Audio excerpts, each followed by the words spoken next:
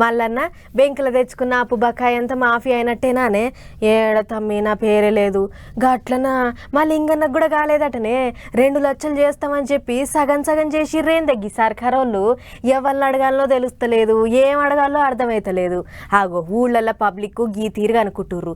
ఇక ఊళ్ళల్లో రైతన్నల ముచ్చట్లు గిట్లుంటే ఇటు ప్రతిపక్ష లీడర్లు ఏమంటుర్రు అయినూర్రి? చేసినావు అనుకున్న కాడికి అంతా మాఫీ చేసినావు. చెప్పింది చెప్పినట్టే ఆగస్టు 15 కల్లా 2 లక్షల రుణాలు మాఫీ చేసినామని చేయి పార్టీ వాళ్ళు అంటుంటే ఏడ చేసిరు? సగం సగం చేసి మొత్తం చేసినామని సంకలు గుద్దుకుంటుర్రు అని కార్ పార్టీ వాళ్ళు దుబ్బెత్తిపోయే పట్టిర్రు. ఇట్టా రుణమాఫీల మీద పెద్ద రచ్చే నడుస్తుంది ఇప్పుడు తెలంగాణలో. రైతులందరికీ కండిషన్లు లేకుండా బేషరతుగా రుణాలన్నీ మాఫీ చేయాలని కార్ పార్టీ వాళ్ళు ధర్నా కూర్చున్నారు. చేవేళ్ల రైతన్నలు చేస్తున్న ధర్నాల మాజీ మంత్రి కేటీఆర్ సార్ వాళ్ళ పార్టీ కార్యకర్తలతో కలిసిపోయి ధర్నా కూర్చున్నాడు. పార్లమెంట్ ఎలక్షన్ లా ఎవరు నమ్మతలేరు. సోనియా గాంధీ మీద ఒట్టు పెట్టుకుంటే రుణమాఫీ అని చెప్పి చేయకపోతే జాడిచ్చి తంతరేమో, ఎట్లయితే ఏం చేయాలి ఇప్పుడు అని చెప్పి ఏ గుడికి పోతే ఏ ఊరికి పోతే ఆడ దేవుని మీద ఒట్టు పెట్టి 15 ఆగస్టు పోయింది, రుణమాఫీ కాలే. దేవుళ్ళందరూ ఏడ దొరుకుతారా రేవంత్ రెడ్డి అని వాళ్ళు కూడా తెచ్చుతాను. ఏడున్నాడు. నేను సవాల్ చేసిన రేవంత్ రెడ్డి, నువ్వు చెప్పిన మాట వాస్తవం అయితే, నీ మాటల్లో నిజం ఉంటే నీ ఊరు సొంత ఊరు కొండారెడ్డి పల్లె, మనం పోయి ప్రజల కాడ కూర్చున్నాం, రైతుల కాడ కూర్చున్నాం. నీ ఊళ్ళే, నీ సొంత ఊళ్ళే రైతులు కింద 100% రుణమాఫీ అయిందని చెప్తే నా రాజీనామా అక్కడనే వాడేసి అక్కడికే పీక్తా అని చెప్పిన సవాలు అనుమరాలు. అంతేకాదు సచివాలయంలో లంకె బిందెలు ఉన్నాయి అనుకున్నాడు రేవంత్ రెడ్డి. బిందెలు ఎత్తుకపోయి బ్యాంకుల బకాయిలు తీరుద్దాం అనుకున్నట్టున్నాడు. కానీ ఇప్పుడు లంకె బిందెలు దొరకకపోయేటాలకు సగం సగం చేసి సంకలు గుద్దుకుంటుండు, మొత్తం చేసిండని అన్నట్టే మాట్లాడుకొచ్చిండు. లంకె బిందెల కోసం ఎవడు తిరుగుతాడే? ఎవరు అర్ధరాత్రి గడ్డపారలు పట్టుకొని తటపారలు కప్పుకొని నెత్తి మీద తువాలు చుట్టుకొని ఎవడు తెలియని దొంగరాత్రి ఎవడు తిరుగుతాడు లంక బిందెల కోసం? మరి ఎవడన్నా ముఖ్యమంత్రి అంటాడా సెక్రటేరియట్ పోయి వీళ్ళు లంక బిందెలు ఉంటాయనుకొని వచ్చినా లేనే లేవు, అన్ని ఖాళీ కుండలే ఉన్నాయి, యాడికెళ్ళి చేయాలి? గిట్లా 49,000 కోట్లు ఇచ్చేది పోయి 9,000 కోట్లే ముంగడ పెట్టిర్రు. ఆఖరికి చిన్న సీఎం బట్టి సారు 7,500 కోట్లే చేసినామని చెప్పిండు అనుకుంటా పబ్లిక్ కు పూసగుచ్చిండు. ఇది ఒకటే కాదు, జిల్లాల పోయింటి కూడా ర్యాలీలు ధర్నాలు గట్టిగానే చేసిర్రు. కార్ పార్టీ వాళ్ళు ఇట్లా మాట్లాడుతుంటే ఇటు షెయి పార్టీ వాళ్ళు ఏమంటుర్రో అది కూడా ఇనుర్లో పారి. 18,000 కోట్ల రూపాయలు వ్యవసాయ శాఖ ఖాతాలో వేసినాం. అక్కడి నుంచి ప్రతి రైతుకు పంపించండి. మిగతా 12,000 కోట్ల రూపాయలు కూడా 2 లక్షల పైన ఉన్న వాళ్ళను మీరు 2 లక్షల పైన ఉన్న ఏదైతే బకాయిందో బ్యాంకు కట్టండి, మిగిలిన 2 లక్షల రూపాయలు మేము కడతామని చెప్పినాం. మా రెవెన్యూ మంత్రి గారు కూడా మాట చెప్పింది. ఇవాళంటుండే శ్రీనివాస్ రెడ్డి గారు ఇంకా 12,000 మళ్ళీ కడతామన్నాడని, పత్తి గారు 7,000 కోట్లే మేము ఇచ్చినామన్నారని. అన్ని తప్పుడు రాతలు, కారు కూతలు. అందుకే రైతులకు నేను ఒక్కటే మాట చెప్పదలుచుకున్నా, రోడ్డు ఎక్కాలెందుకు, ధర్నా చెయ్యాలెందుకు, మీకు ఆ కష్టం ఎందుకు వచ్చింది? ఈ సన్నాసులో నమ్ముకొని రోడ్ల మీద తిరిగితే ఆయాసమే వస్తుంది. మీకేదైనా సమస్య ఉంటే కలెక్టర్లను కలవండి. అటు కట్టెల పుల్లిరికే అన్నట్టు రుణమాఫీ పంచాయతీల పువ్వు పార్టీ వాళ్ళు కూడా నడమ పుల్లలేస్తూనే ఉన్నారు. మరి చూడాలకి రుణమాఫీల పంచాయతీ ఇంకెంత దూరం పోతుందో అనేటిదిగా.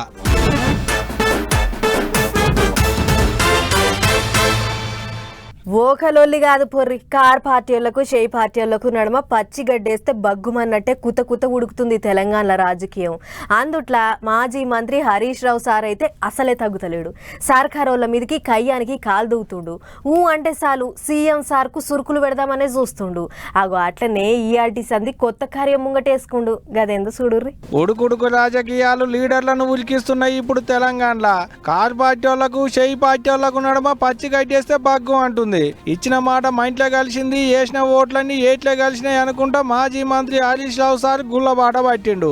ఓట్ల ముంగట ఏడేడా ఏ దేవుని మీద రేవంత్ రెడ్డి సారు ఓట్లేసి హామీలు ఇచ్చిండో కావిటి అన్నింటికి అడిగి పోయి పాప పరిహార పూజలు చేపిస్తానని మందిని అంటేసుకొని బయలుదేరిండు. ముందుగాల యాదాద్రి లక్ష్మీ నరసింహస్వామి గుడి కాడికి పోయి పెద్ద పూజలు చేపించిండు.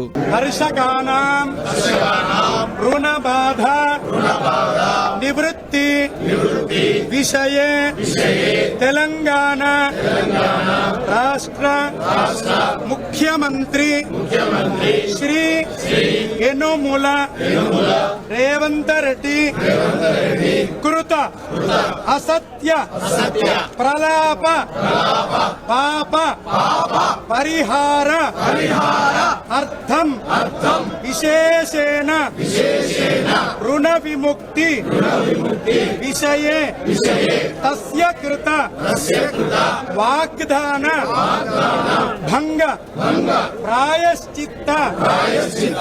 ఆట ఇంకా మాట్లాడుకుంటా సర్కారు వాళ్ళ మీదకి గట్టిగానే దుబ్బెత్తి పోసిండు హరీష్ రావు సారు. రైతుల రుణం తీరుస్తా అని చెప్పి రైతులతోని రణం చేస్తా ఉన్నాడు ఈ రేవంత్ రెడ్డి గారు. అన్నదాతకు అన్యాయం చేసినోడు ఇలా ఎప్పుడు కూడా బాగుపడనే చరిత్ర చెప్తుంది. ఎద్దేడ్చిన వ్యవసాయం బాగుపడదు, రైతు ఏడ్చిన రాజ్యం బాగుపడదని చెప్పి చరిత్ర మనకు చెప్పింది. కానీ ఇలా రేవంత్ రెడ్డి గారు ప్రభుత్వం ధర్నా చేస్తే, తమ హక్కులను అడిగితే, రుణమాఫీ కాలేదని ప్రశ్నిస్తే ఇలా అక్రమ కేసులు పెట్టి రైతుల్ని వేధిస్తా ఉన్నారు. ఎడ్లు ఏట్ల కలిస్తే మాకేంది, ఓట్లు గంగల పోతే మాకేంది అన్నట్టే షెయి పార్టీ సర్కారోళ్ళు చేస్తున్నారు అనుకుంటా దుబ్బెత్తి పోసిండు. ఎద్దేడిచిన వ్యవసాయం రైతేడిచిన రాజ్యం బాగుపడదు అనుకొచ్చిండు. రైతుల రుణాలు తీరుస్తామని మాయ మాటలు చెప్పి అధికారంలోకి వచ్చినాక అదే రైతులతోని రణం చేస్తున్నాడు రేవంత్ రెడ్డి అన్నట్టే మాట్లాడుకొచ్చిండు. అంతేకాదు ఇంకేమన్నాడో ఈయనోలి. మాది ప్రజారాజ్యం అని గప్పాలు కొట్టినావు కదా రేవంత్ రెడ్డి. నీ ప్రజారాజ్యం అంటే, నీ ఇందిరమ్మ రాజ్యం అంటే అణిచివేయడమేనా? ఇందిరమ్మ రాజ్యంలో నిరసన చేసే హక్కు ఉండదా? ప్రజా పాలనలో రైతులు తమ బాధల్ని చెప్పుకొని తమ నిరసన చెప్పే హక్కు రైతులకు ఉండదా అని చెప్పి ఈరోజు రేవంత్ రెడ్డి గారిని నేను ప్రశ్నిస్తా ఉన్నా. ఈ దుర్మార్గపు చర్యలను బీఆర్ఎస్ పార్టీ పక్షాన మేము తీవ్రంగా ఖండిస్తా ఉన్నాం. గిట్లా తెలంగాణలో రాజకీయం అంతా రైతుల చుట్టూ, రైతు రుణమాఫీల చుట్టే తిరుగుతుంది. ఇప్పుడు సవాళ్ళు ప్రతి సవాళ్లతోని నడుస్తున్నది. మరి చూడాలి దీని మీద సర్కారు వాళ్ళు ఏం మాట్లాడతారు అనేటిదిగా రేపు.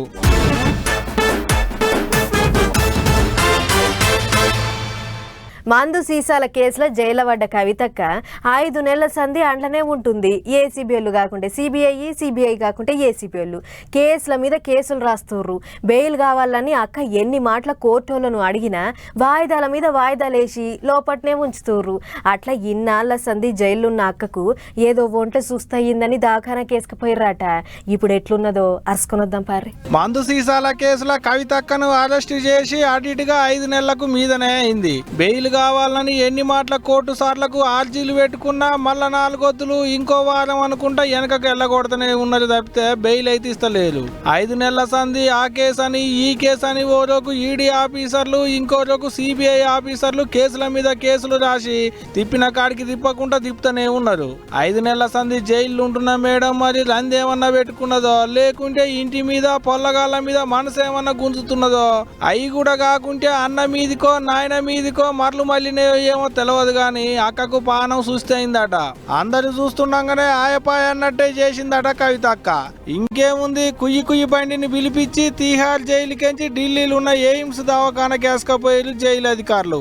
డాక్టర్లు ఆలేసి చూసి జ్వరం బాగున్నది, విష జ్వరం వచ్చినట్టున్నది, జర పైలంగా ఉండాలని చెప్పిరట. మరి జైల్లో దోమలు గిట్టేమన్నా ఎక్కువ ఉన్నాయో ఏమో ఇక గోలి మాతర్లు సూది మందులు కూడా వేసిరట డాక్టర్ సార్లు. జర పానం నిమ్మలం కాగానే మళ్ళా జైలుకు తీసుకుపోయిలాట. ఇక ఇది 28 మందు సీసాల కేసులో 5 నెలలకించి జైల్లోనే ఉంటుంది కవితక్క. బెయిల్ కోసం కోర్టుల చుట్టూ తిరుగుతూనే ఉన్నది. ఓ రోజు బెయిల్ కావాలని కవితక్క తరపు లాయర్లు కోర్టు సార్లను అడుగుతుంటే లేదు మా విచారణ ఇంకా ఒడవనే లేదు, ఇప్పుడు అప్పుడే బెయిల్ ఇవ్వద్దు అని ఈడీ ఆఫీసర్లు కోర్టు సార్లకు పిటిషన్లు పెట్టుకుంటున్నారట. మరి ఈ కేసు ఎప్పుడు ఒడుస్తుందో ఎట్టొడుస్తుందో కానీ కవితక్కకు మాత్రం తేపకోపాలి ఒంట్ల పానం చూస్తే అయితేనే ఉన్నది. మరి చూడాలి అక్క ఎప్పుడు బయటకు వస్తుందో ఏమో ఇక.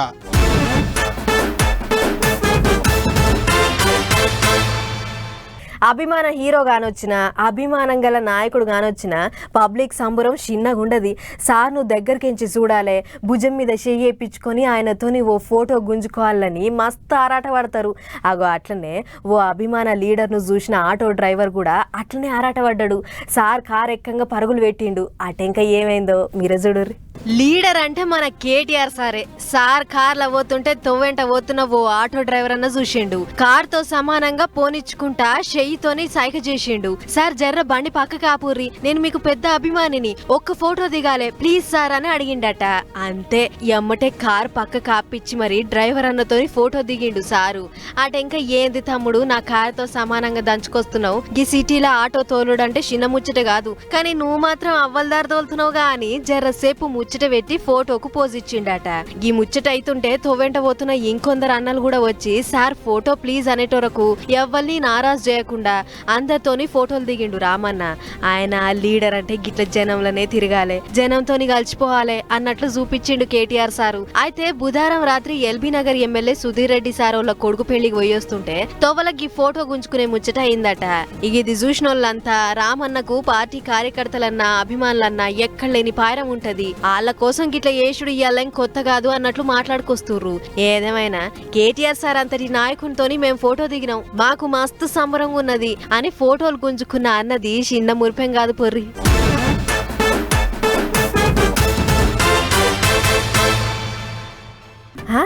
మళ్ళా సార్ వచ్చిండా? నిజంగానే వచ్చిండా అబద్ధం ఏమన్నా చెప్తున్నారా? నాకు ముందుగానే తెలియకపోయా కదా. గిన్నిగాన వార్తలు వేసుకునేదానికంటే గా సార్ వార్త ఒక్కటి వేస్తే సరిపోయేది ఉండే. సరే ఆయన ఆలస్యం ఎటు అయ్యింది కానీ ఇక ఆలస్యం చేయకుండా సార్ ఏమంటుండో ఇనుర్రి. విశాఖపట్నంలో జరిగిన ఎలక్షన్ అయితే అసలు అవినీతి. అక్కడ district collector returning officer May 23 honourable high court order ఇచ్చినప్పటికీ ఆర్డర్ పట్టించుకోకపోవడం, సీసీటీవీ కెమెరాల చుట్టూ పెట్టకపోవడం, లైవ్ లింకులు మాకు ఇవ్వకపోవడం, అక్కడ ఈవీఎంలు ట్యాంపర్ అవ్వడం. అంటే నీకు లింకులు ఇవ్వకపోవడంతోనే ఈవీఎంలు ట్యాంపరింగ్ అయినాయి అంటారా సారు? ఒక బూత్ లో 80 ఓట్లు మా main coordinator family members, church members వేస్తే అక్కడ ఒక్కోటు కౌంట్ లేదు. ఓట్లేసిర్రని నువ్వెట్లా చెప్తావు సారు? వాళ్ళు ఓట్లేసేటప్పుడు ఏమన్నా లోపలికి పోయి చూసినట్టే చెప్తున్నావు కదా ముచ్చట్లు. మా ఫాదరు ఫ్యామిలీ మెంబర్స్ 25 మంది దగ్గరుండి 20 ఓట్లు వేస్తే 2 ఓట్లే కౌంటింగ్. మీ ఇంటోళ్ళు కూడా ఓట్లు వేయలేదంటారా ఎట్లా? ఇది వరస్ట్ ఎలక్షన్. చరిత్రహీనులుగా మిగిలిపోతారా? ప్రపంచంలో 180 దేశాలు ఎందుకు ఈవీఎంలు వాడి పక్కన పెట్టాయి. 60 లక్షల ఈవీఎంల్లో 40 లక్షల అఫీషియల్ గా వాడి తత్మా 20 లక్షలు ఎలాగ అనఫీషియల్ గా వాడుతున్నారు. రుజువులతో పెట్టాను. ఈవీఎంలు ట్యాపరింగ్ అయినట్లు కనిపెట్టిర్రంటే ఇంటర్నేషనల్ రాజకీయాలలో మిమ్మల్ని మించిన తోపు ఎవ్వళ్ళు లేరు పొర్రి సారు. 55,200 చర్చెస్, 5 లక్షల ఓట్లు ఒక బీజేపీ క్యాండిడేట్ కి ఎలా పడుతుంది? 8. ఇలాగ కరెక్ట్ పాయింట్ బై పాయింట్ రుజువులతో నేను పిటిషన్ వేయడం చేస్తారు సార్. మీరు ఏదైనా చేస్తారు కానీ మీ గురించి మాకు తెలియదా? లాస్ట్ వీక్ మీరు అడిగినప్పుడు పొలిటికల్ ప్రశ్నలు అడగండి అన్న. ఎందుకంటే ఈవీఎం ముఖ్యమంత్రికి మేము ఇన్విటేషన్ ఇచ్చాం చంద్రబాబు నాయుడు గారు. ఏమని? రండి అమెరికా అక్టోబర్ 2 సమ్మిట్ పెడదాం అన్నాం. ఇప్పటికి వరకు ఆ జనార్దన్ గానే ఆయన ఎక్స్ఎమ్మెల్సీ ఆయనతో ఉన్న ఆయన ఎప్పుడు సార్ మీ ద్వారా 2014 గెలిచిన ఆయన కనీసం రెస్పాండ్ అవ్వలేదు. ఇదంతా ఎందుకు గానీ గా స్టీల్ ప్లాంట్ సంగతి ఏందో చెప్పురి సార్. ఖజానాలో డబ్బులు లేవు. ఓకే, మరి డబ్బులు తెద్దాం. 13 లక్షల కోట్ల అప్పులు తీస్తాం. స్టీల్ ప్లాంట్ అమ్మకుండా ఆపుదాం. కోట్లు ఉద్యోగాలు సృష్టిద్దాం. కోటి ఉద్యోగాలంటే ముఖ్యమంత్రులు రెస్పాండ్ అవ్వట్లేదు. సరే తీయుర్రి, ఇప్పుడు ఏం చేద్దాం అనుకుంటుర్రు కదన్న చెప్పురు జర. చంద్రబాబు నాయుడు గారు ఇంకొక 1 వీక్ లో కలకపోతే సెప్టెంబర్ 1 లోపునే, అక్టోబర్ 1, 2 అమెరికా రాకపోతే నేను తీసుకునే చర్యలు ఎలాగుంటాయో అది దేవుడే నిర్ణయిస్తాడు. అంటే ఇంకా మీరేం అనుకోలేదంటారు గంతేనా? సరే తీయుర్రి గాని మరి తెలంగాణ సీఎం వస్తానన్నాడా? అది మంచి ప్రశ్న అండి. మీరు ఏ టీవీ? మాదా 10 TV. Very good. Revanth Reddy తమ్ముడు నన్ను కలవడం జరిగింది.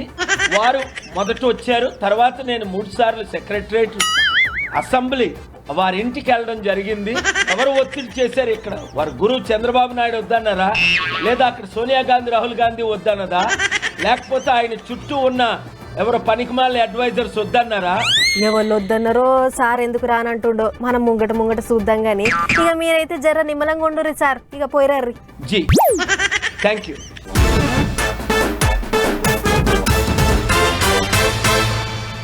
స్వస్తి స్త్రీ చంద్రమానేనా అని తారీఖు ముహూర్తము పిల్ల పిల్లగాని పేర్లు గిట్లా అన్ని వరుసెమ్మటి రాపిచ్చి పెళ్లి కారెట్ చేపిచ్చుడు వెనకటి సంధి వస్తున్న ముచ్చటే. కానీ నిన్నీయాల రోజులు మారినాయి. చదువుకుంటోళ్ళు వాళ్ళు చేస్తున్న నౌకరీలకు తగ్గట్లు పెళ్లి పత్రికలు వాళ్ళే ఇచ్చంత్రంగా తయారు చేసుకుంటుర్రు. ఆగో అట్లనే పశ్చిమ గోదావరి జిల్లాలో ఒక టీచర్ అమ్మ కూడా ఓ ఇచ్చంత్రమైన పెళ్లి పత్రిక తయారు చేసుకుంది. మరి ఆ పత్రిక ఎట్లుందో ఏందో మనం కూడా అరుసుకొని వద్దాం పారి. కాలేజీలో చదువు చెప్తుందట. అంతేకాదు పంతులమ్మ కొలు అంటే మస్తు పాయరమట. అందుకే నాకు నచ్చిన గీ టీచర్ అమ్మ కొలువుకు సరిగ్గా సరిపోతట్లు ఉండాలని ఓ కొత్త హికమత్ చేసిన. గదే ఈ పెళ్లి పత్రిక అని ఆమె క్వశ్చన్ పేపర్ లగ్గం పత్రిక ముచ్చట చెప్పుకుంటా మస్తు మురిసింది. అంతేకాదు నేను తయారు చేసిన గీ పెళ్లి పత్రికకు మా పెళ్లి కొడుకు నాకు 100కు 100 మార్కులు వేసినట్లే అన్నట్లు 100కు 100 అని మార్కులు కూడా వేసుకుంది. ఇక గీ ఇచ్చంత్రమైన కారెటాల సోపతోళ్లకు చుట్టాలకు పంపుతుంటే వాళ్ళంతా ఏంది ప్రత్యూష మాకేమన్నా పరీక్ష పెడుతున్నవారా అని ఉల్టా జరసేపు మజాక్ కూడా చేసిర్రట. ఆ టైంక నీ లగ్గం పత్రిక మస్తు నచ్చింది, నీకొచ్చిన గీ ఆలోచన సూపర్ ఉంది పో అన్నట్లు తారీఫ్ కూడా చేసిర్రట. అట్లా పశ్చిమ గోదావరి జిల్లా మార్టేర్లుండే గీ ప్రత్యూషక్క చేసిన గీ వెరైటీ లగ్గం పత్రిక ఇప్పుడు సోషల్ మీడియాలో జోరుగా తిరుగుతుంది. ఆయన గోదావరి జిల్లోళ్లకు ఎటకారమే కాదు ఈసొంటి ఇచ్చంత్రమైన ఆలోచనలకు కూడా ఏం తక్కువ లేదు అని అంటుర్రు గీ ముచ్చట చూసిన పబ్లిక్.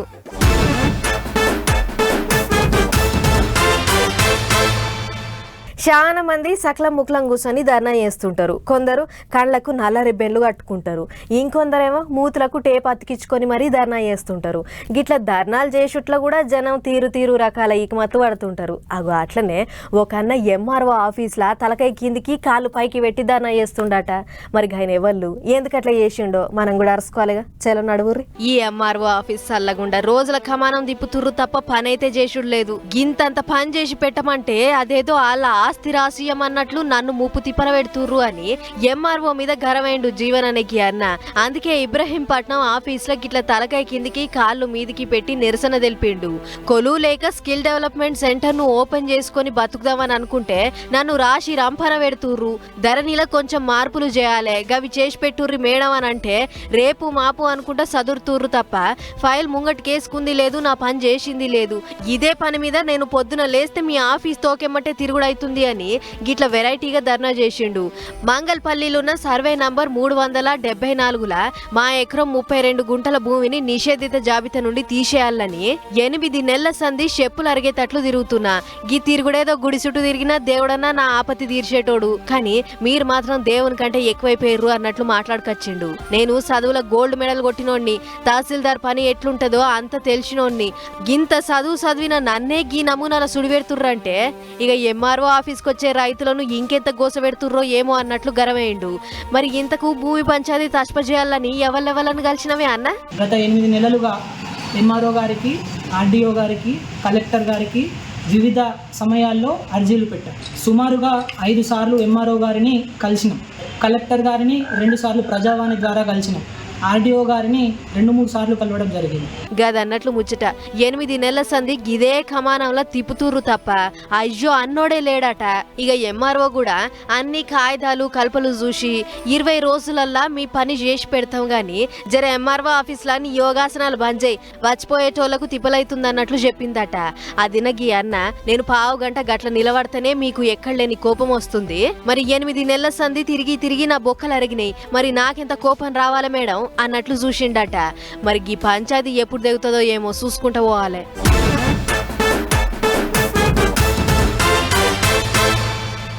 ఓ తాన చెరువుల మనిషి చచ్చిపోయి నీళ్ళ మీద తేలుతుండు. ఎవల్లో ఏందో చూద్దామని అనుకుంటే పీనిగే చెరువు నడి మధ్యలో ఉంది. ముఖం చక్కగా కానొస్తలేదు. పాపం ఏం బాధ వచ్చిందో, చచ్చిపోయి ఎంతసేపు అయిందో. దబ్బిన రాన్రి బయటికి గుంజుదామని అక్కడ వాళ్ళంతా ఒకరికొకళ్ళు ఫోన్లు కొట్టుకుర్రు. అట్లా అందరూ గుంపైనాక అటు ఇటు తనలాడి గా చచ్చిపోయిండు అని అనుకున్న మనిషి తనకి వయ్యిర్రు. ఇక చూడుర్రి ఒక్కొక్కరికి ఫీజులు ఎగిరిపోయినాయి. దూరంకించి చూస్తే నీళ్ళల్లో ఏదో కర్రెగా అవపడుతుంది. అట్లనే అదేదో తాటిపండో లేకుంటే ఏ బురకాయనో అని అనుకోకుర్రి, అది మనిషి తలకాయే. హావు బగ్గ తాగిన ఓ మందుబాబు ఎక్కడేం దోయక సీదొచ్చి షెర్ల చేరిండు.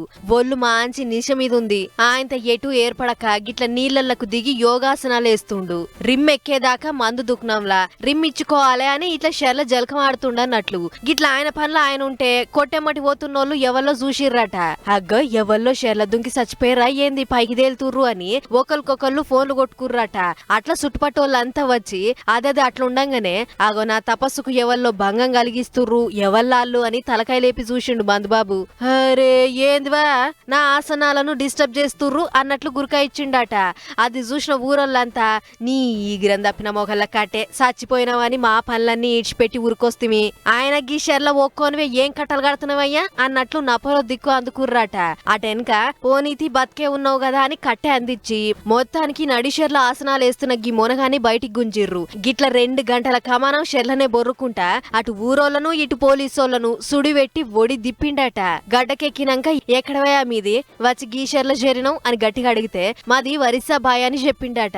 ఆయన తాగితే ఏడ్నొకాడ మూలకు మలుచుకొని వండుకోవాలి గాని గిట్ల షెర్ల బర్లు బొర్లినట్టు బొర్లుడేందయ్యా అని చూసినోళ్ళంతా ఒక తీటుడు కాదు. ఇక ఇన్ని ఏడ్చి పెడితే మళ్ళా పోగలా అని కాలరెక్కలు అందుకొని గొర్ర గొర్ర గుంజుకుపోయి రోడ్డెక్కిచ్చిర్రు. తిరుపతి జిల్లా గూడూరు మండలం విందూరు అనే ఊళ్ళో ఆయన గీ ముచ్చట ఇప్పుడు తగులు దెంపుకున్న దున్నపోతోలే గిర్ర గిర్ర తిరుగుతుంటే నెట్టన్నలు తీరు కామెంట్లు రాసుకొస్తుర్రు.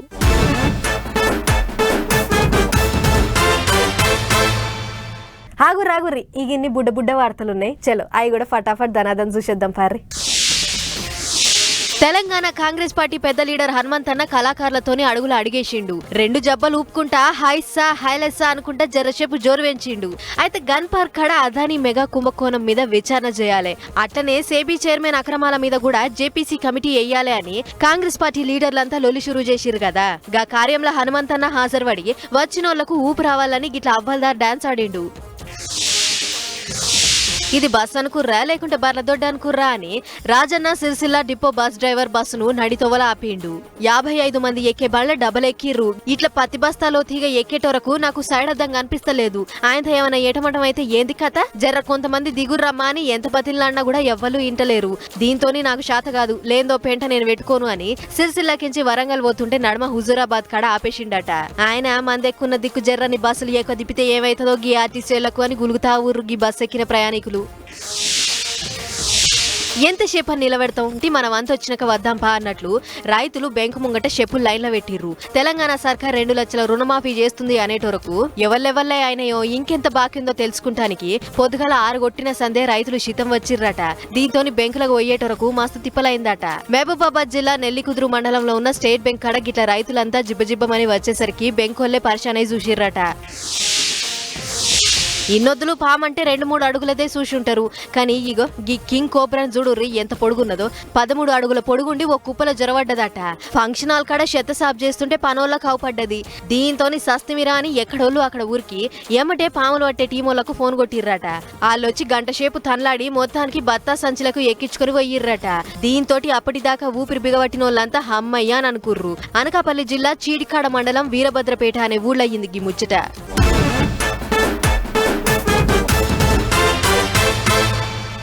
చలో మరి ఇవ్వనమాట ఇయాల్టి పటాస్ న్యూస్ ముచ్చట్లు. ఇంకా ఎపిసోడ్లో మళ్ళీ కలుసుకుందాం. నమస్తే.